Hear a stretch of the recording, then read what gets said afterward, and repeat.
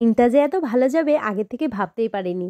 সকালবেলা গেছিলাম মেয়ের স্কুলে, সেখান থেকে বর বলল চলো মিয়ামোড়েতে যাই। আমার বার্থডে উপলক্ষে কেক নিয়ে যাবে সেই জন্য। আসার পথে বলছে কি নেবে, চলো প্যান্টালুন্সে যাই। প্যান্টালুন্সে দেখলাম ভীষণ দাম, তারপরে রাস্তায় 2 পিস দেখছি দোকানটাতে ঝুলছে। আর সঙ্গে কিন্তু আরেকটা কুর্তিও বাগিয়ে নিয়েছি, ফ্রিতে তো একটা দিন আসে না, যা বলছে সব নিয়ে নিচ্ছি। আর এরপরে চলে এসেছি পুজো দিতে। অনেক দিন পর একটু মন ভরে পুজো দিচ্ছি জানো তোমরা। সত্যি ঠাকুরই তো আমাদের শেষ সম্বল, তাই না? সুখে থাকি দুঃখে থাকি সবসময় ঠাকুরেরকে ডাকতেই হবে, ঠাকুরকে স্মরণ করতেই হবে, কারণ আমাদের পথ দেখাবে একমাত্র তিনি। সেই জন্য রাধে রাধে জপা করো, কৃষ্ণ নামে রস প্রিয়া করো।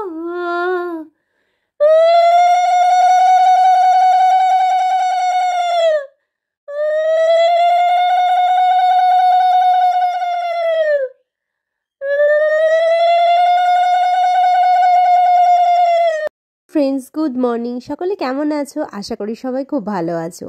নতুন একটা ব্লগে তোমাদের সবাইকে ওয়েলকাম। আজকে কি বলো তো, আজকে আমার বার্থডে।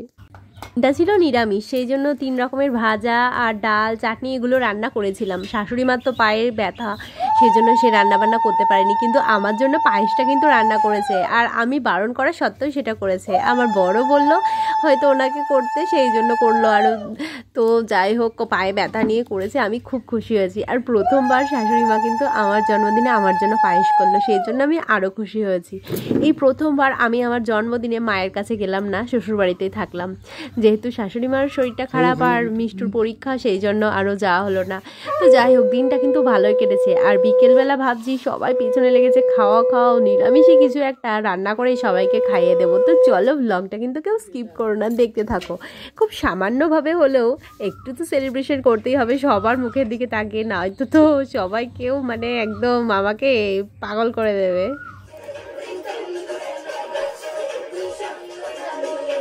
এই সন্ধেবেলা আমার রান্নাবান্না কমপ্লিট। মিষ্টুর বাবা এখন বেগুনি ভাজে, আর আমি আর 2 মেয়ে এখন টিভিতে ফুল স্পিডে গান চালিয়ে নাচানাচি শুরু করে দিয়েছি। একটাই তো দিন, একটু এনজয় করি না গো। তো যাই হোক, সত্যিই খুব সুন্দর একটা সময় কাটছিল।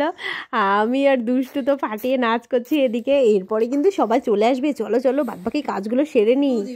আমার বার্থডে উপলক্ষে আমার ফ্রেন্ড সার্কেলে যত ফ্রেন্ডস আছে, আমার রিলেটিভস, এমনকি আমার ফেসবুক ফ্রেন্ডরাও এত উইশ করেছে। সত্যি আমি খুব খুব খুব হ্যাপি। আমি চাই তোমাদের সবার উইশে সত্যি যেন আমার জীবনটা খুব ভালোভাবে আমি কাটাতে পারি। আর বার্থডে উপলক্ষে বর দিয়েছে 2 পিসটা, পরে কেমন লাগছে জানাতে ভুলো না। আর কিছু